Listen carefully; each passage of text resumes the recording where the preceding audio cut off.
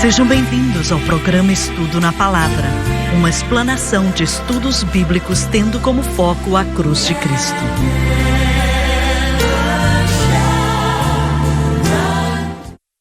Bem-vindo hoje ao Estudo na Palavra. Eu sou o evangelista Jimmy Swaggart com Lauren Lawson, David Borg, Dr. Don Paul Gray, John Rosenstern e com o Dave Smith. É um grande prazer estar aqui hoje estudando com você a Palavra de Deus.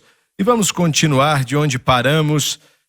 Vamos ler o versículo 5 outra vez, por favor, Lauren, porque me deixa intrigado, porque esse homem era muito poderoso.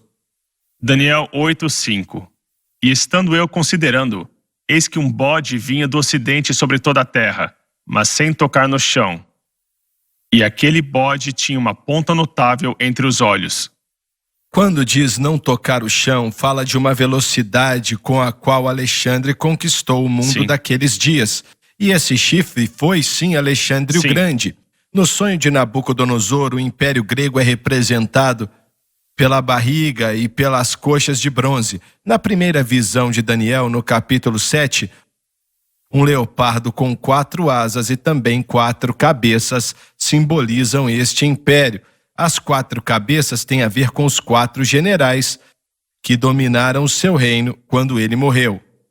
E ele não deixou para o seu filho porque ele morreu e não teve tempo de fazer nada, mas esses 4 generais dominaram e por aí vai. Nessa visão é simbolizado por um bode. E a frase não tocou o chão se refere à velocidade da conquista de Alexandre, que é simbolizada na primeira visão por um leopardo com 4 asas. Em 13 anos, ele conquistou todo o mundo conhecido. O chifre notável se refere a seu primeiro rei, Alexandre o Grande, como já dissemos. Versículo 6. Dirigiu-se ao carneiro que tinha as 2 pontas, ao qual eu tinha visto diante do rio, e correu contra ele com todo o ímpeto da sua força. A fúria de seu poder representa a velocidade de sua conquista e a velocidade de seu ataque e estratégia militar, que acabou com a força bem maior dos medos e persas. Eu mencionei há alguns programas atrás como eu ouvi um documentário pela televisão a respeito de Alexandre o Grande, dizendo que eles não sabem, as pessoas mais inteligentes no mundo não sabem como Alexandre fez o que fez em pouco tempo com o seu exército e, na maioria do tempo, tinha um exército bem menor do que o que ele enfrentava. Mas foram anjos caídos, anjos das trevas ajudando ele. Sem dúvida alguma, eram muitos espíritos demoníacos que estavam ajudando a ele também. E ele morreu com algo, a não ser que alguém aqui tenha uma informação que eu não tenha. Eu li sobre isso e eles não sabem de que ele morreu. Muito bem, Lauren, pode continuar. E o vi chegar perto do carneiro, irritar-se contra ele. Só um instante. O carneiro representa os medos e persas, não é? Correto. Irritar-se contra ele, e feriu o carneiro e lhe quebrou as 2 pontas, pois não havia força no carneiro para parar diante dele, e o lançou por terra e o pisou aos pés. Não houve quem pudesse livrar o carneiro da sua mão. Quando Daniel vê isso, já é o futuro. E aqui quer dizer que Alexandre ficou muito irado com os medos e persas. Uma das coisas sobre as quais não despendemos muito tempo sobre Alexandre o Grande é a influência de um poder demoníaco. Houve vitórias notáveis em sua vida, mas foi o resultado de um anjo caído. É verdade. Que o ajudou. Isso. E ao analisarmos este assunto, eu tenho certeza de que é uma combinação de inteligência e sabedoria. Mas quando as forças das trevas começam a ter liberdade para se moverem, eles podem destruir um ao outro, mas ainda é Deus quem está sobre toda a terra. Mas essas coisas que nós vemos, essa grande força, essa velocidade, não eram habilidades naturais ou perspicácia humana. Elas eram o auxílio e o fortalecimento de poderes demoníacos estabelecendo um governo e desmantelando o outro. E Isso é algo que nós devemos observar. Deus estava sobre tudo isso. Não importa o que esteja acontecendo no mundo, Deus ainda impera. É verdade, com certeza você está certo, mas muitas pessoas pensam assim: você diz que Deus é todo-poderoso, Ele pode fazer tudo, isso está certo, mas por que é que Ele permite que certas coisas aconteçam, que se Ele quisesse, Ele podia parar facilmente, e muitos não acreditam em Deus por causa disso. Verdade. Alguém aqui, talvez o Dr. Gray, esqueci, disse que Israel foi o povo escolhido de Deus, não é? Eles pertenciam a Ele e Ele trabalhou por eles. Mas quando eles disseram, nós queremos um rei, e Ele colocou na mente e no coração de Samuel para dizer para eles o que isso significaria, Ele vai pegar seus filhos, suas filhas, Ele vai cobrar muito imposto de vocês, vocês vão estar em várias guerras e etc. Mas Israel disse, não importa, é isso que queremos, é isso que queremos. Nós queremos um rei, e é o que você deve nos dar, um rei. E sim, Deus podia ter evitado, mas se o povo de Deus tiver a posição, eu quero do meu jeito, como um filho rebelde, Deus deixa você ter o que você quiser. Vai acabar exatamente como Ele disse que acabaria. Estou convencido que fez com que Israel tivesse um atraso de vários anos, isso porque eles exigiram o seu jeito ao invés do jeito de Deus. Sim, Deus pode colocar o homem que Ele quiser no comando, sem problemas.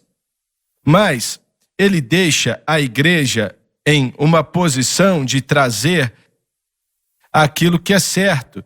E fazemos isso através da oração, da intercessão, acreditando em Sua palavra, em Suas promessas e vivendo da maneira correta. Vivendo da maneira correta.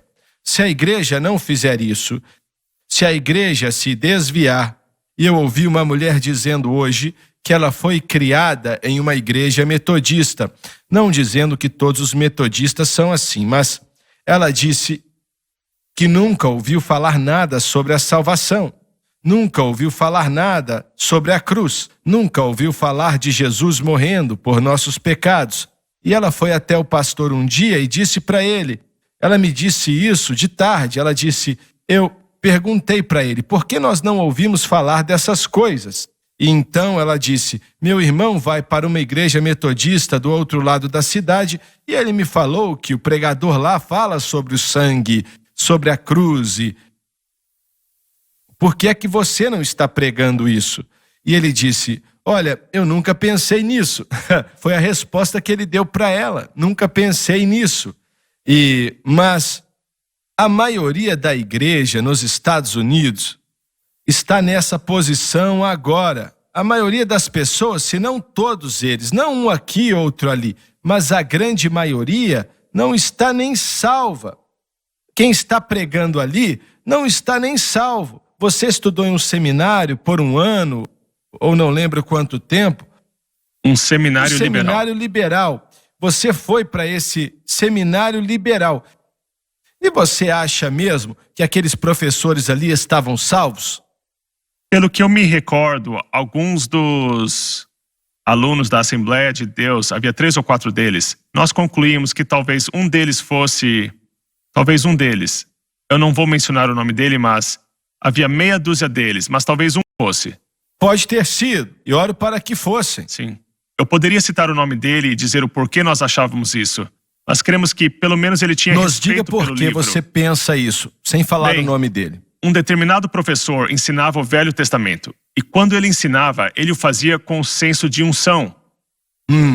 E nos ensinava com um bom sentimento e um bom comprometimento com a história. Ele acreditava no livro. Ele nunca disse que os milagres eram fábulas. Sim, mas os outros professores que eu tive diziam que todas as histórias sobrenaturais da Bíblia foram acrescentadas depois e eram mitológicas.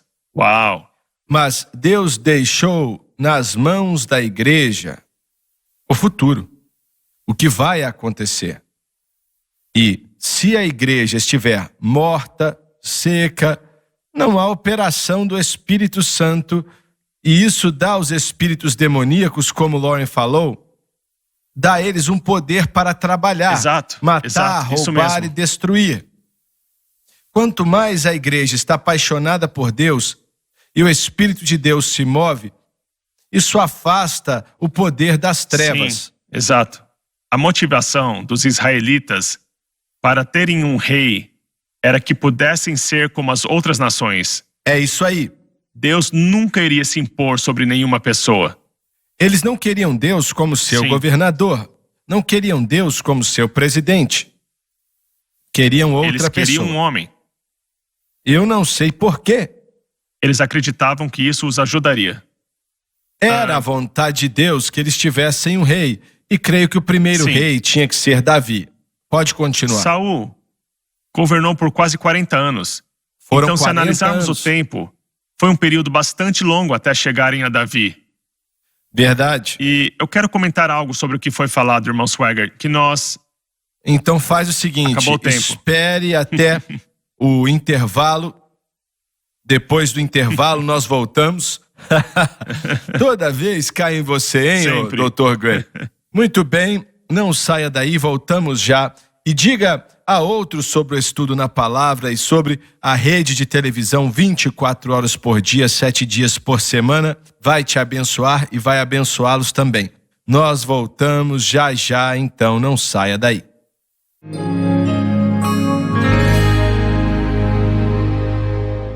Jesus Cristo liberta os cativos e Ele é o único que pode libertar os cativos. Os nossos comentários já ajudaram pelo menos centenas de milhares de pessoas, se não milhões de pessoas, a colocar sua fé no Senhor e fazê-los vencer o mundo, a carne e o diabo. Toda a escritura na Bíblia é explicada aqui. E você precisa aproveitar a oportunidade de pedir o seu, pois está sendo vendido pela metade do preço. Geralmente custam $40, mas o preço está pela metade. Peça o que você quiser, de Gênesis até Apocalipse. Eu sou Jimmy Swagger e estou esperando a sua ligação. Aproveite esta oferta, ligue ou acesse o site shopjsm.org.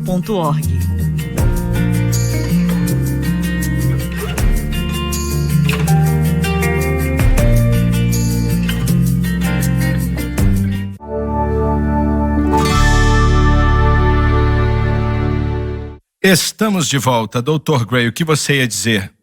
Eu quero falar sobre algo que o senhor comentou. O grande problema nos Estados Unidos atualmente com a igreja, e não há dúvida de que existe um grande problema e que impacta todas essas eleições pelas quais passamos. Com certeza. Mas, esta manhã, enquanto eu lecionava sobre a história da igreja, em nossa faculdade aqui, eu parei por uns minutos e disse, alunos, eu tinha uma Bíblia na minha frente e eu disse, eu quero parar por alguns instantes para dizer a vocês que este livro é muito, muito importante. E vocês devem crer nele, vocês devem confiar nele e vocês devem pregá-lo. E eu falei mais algumas coisas que eu me senti inspirado a dizer e não percebi o que eu estava falando. Mas eu falei, se vocês não acreditam neste livro, vocês não irão pregá-lo com inspiração. E além disso, não haverá convicção. E eu disse, o problema é que as igrejas neoliberais de hoje não têm nenhuma convicção, porque eles não acreditam no livro. Mas se você acreditar que o inferno é quente, se você crer que o céu é doce, se você acreditar na cruz, se você crer que ele morreu pelos nossos pecados, se acreditarmos nessas coisas de todo o nosso coração, então iremos pregar com paixão. Exatamente, é isso aí. E isso trará convicção às igrejas e as pessoas serão salvas. E eu disse aos alunos, vocês não verão ninguém ser salvo se vocês não tiverem convicção nas suas igrejas. Eu acredito nisso, irmão Swagger. Ela é a palavra de Deus. E quando falamos das igrejas como um todo, não há convicção nelas. O senhor mencionou aquela senhora que foi para a igreja e o pastor disse que não havia pensado naquilo, alguma coisa assim. É mentira. Desculpem-me, mas é mentira. Ele entende as histórias deste livro. Ele não acredita. Ele simplesmente não as valoriza. Isso ele mesmo, não acredita. Ele não crê nelas. É verdade. Isso é que é triste. Se você não acredita que Jesus realmente morreu pelos nossos pecados e que ressuscitou no terceiro dia, seu lugar não é no púlpito. Isso, é verdade. Olha só, Você tem razão. você está blasfemando a Deus e dando algo terrível para as pessoas. É verdade. Esse é o problema na igreja hoje, que muitas vezes já citamos, mas é verdade. Se o meu povo, que se chama pelo meu nome, se humilhar e orar, buscar a minha face, se converter dos seus maus caminhos, vou ouvir do céu, perdoar os seus pecados e sarar a sua terra. É muito simples. Nós podemos ignorar, mas vamos perecer. Ou podemos aceitar e receber a bênção. Glória a Deus. Sim. Pode ler o versículo 8.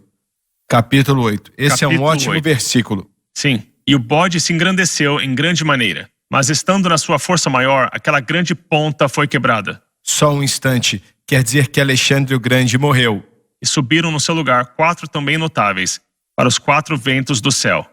E quando estava forte, o chifre notável foi quebrado, falando da morte de Alexandre o Grande, no ano 323 a.C., quando ele estava no auge de sua força. Ele morreu com 32 anos. E depois apareceram 4 notáveis em direção aos 4 ventos dos céus. Isso representa o seu reino sendo dividido em 4 depois que ele morreu. Seus 4 generais dividiram o reino e o tomaram. Agora pense no Espírito Santo, nesses centenas de anos, provavelmente 200 anos antes que acontecesse, deu essa informação sobre o que iria acontecer para Daniel, que ele seria morto, na verdade ele morreria ainda muito jovem, e 4 de seus generais viriam e iriam tomar suas partes, por aí vai. Olha, essa é a grandeza de Deus. Ele pode ver o futuro e saber exatamente o que vai acontecer. Exato.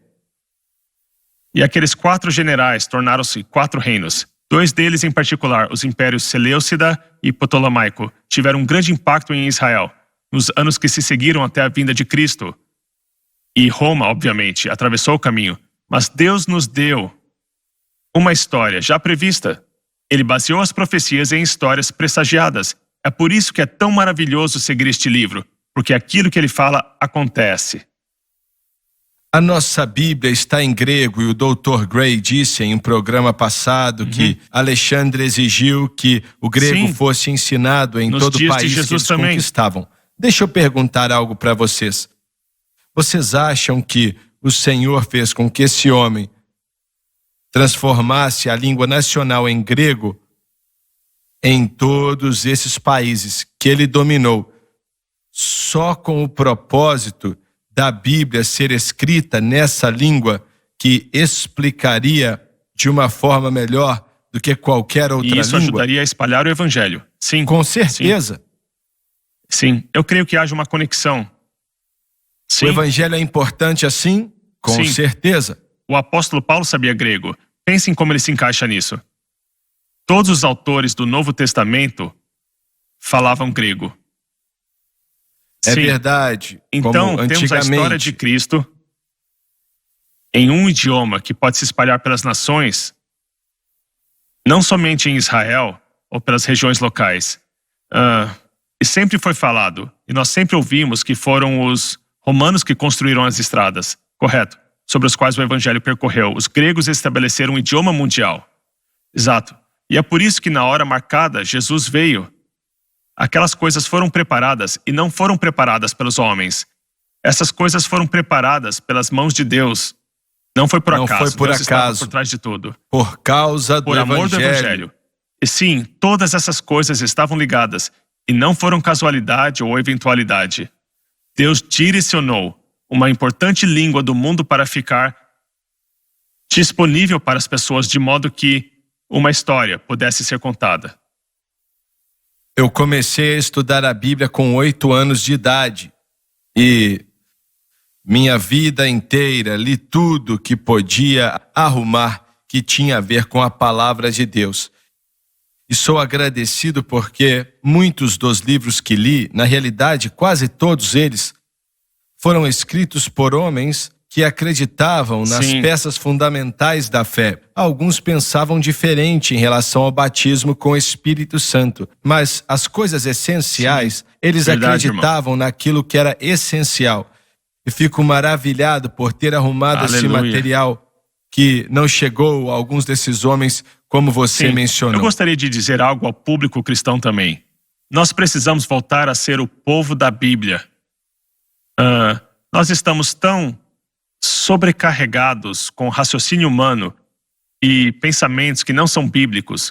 O corpo de Cristo precisa voltar para o texto. O que nós encontramos aqui é a palavra de Deus. Precisamos voltar para o livro. E eu fui salvo ao ler este livro sozinho. E o Espírito Santo se manifestou em mim. Eu fui transformado. Mas daquele dia até hoje, a maior parte da leitura que eu faço não é de outros livros. É deste livro.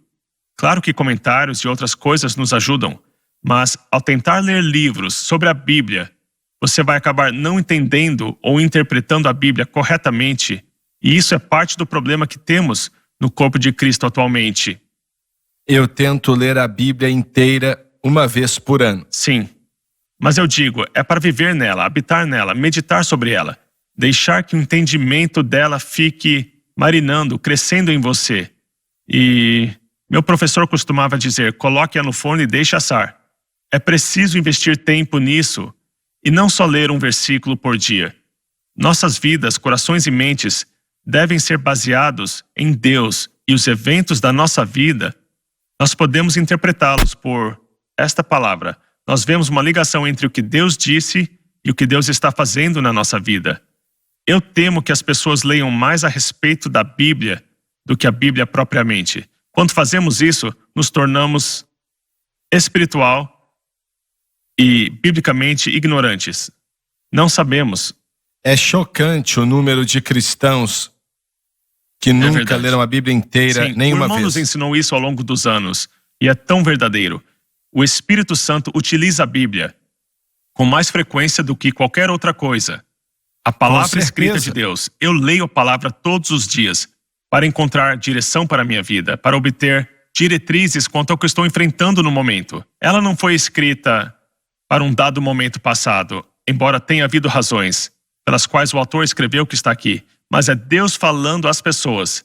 E eu gostaria de convencer os cristãos a colocarem todos os demais livros de lado por 30 dias e lerem apenas este livro. Um desafio para ler apenas a Bíblia, meditar nela, pensar nela. Ao invés de lerem livros sobre a Bíblia, por que não ler a Bíblia?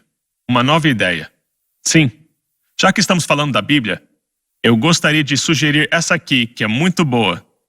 Nós gostamos, né? E nós devemos promovê-la ainda mais. Eu acabei de assinar o que temos que fazer com o secretário do Estado, mostrando que essas Bíblias sejam dadas às pessoas nos países aonde ofertamos.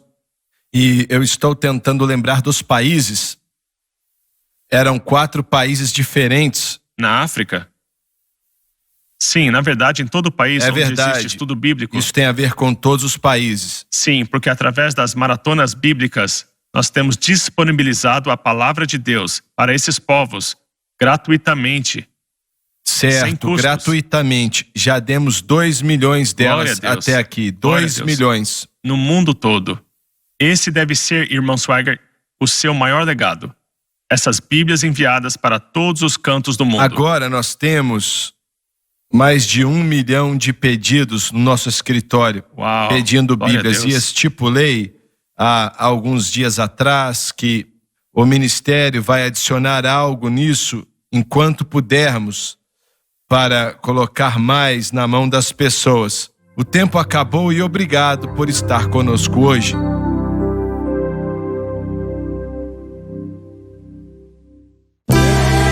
Obrigada por ter assistido o programa Estudo na Palavra.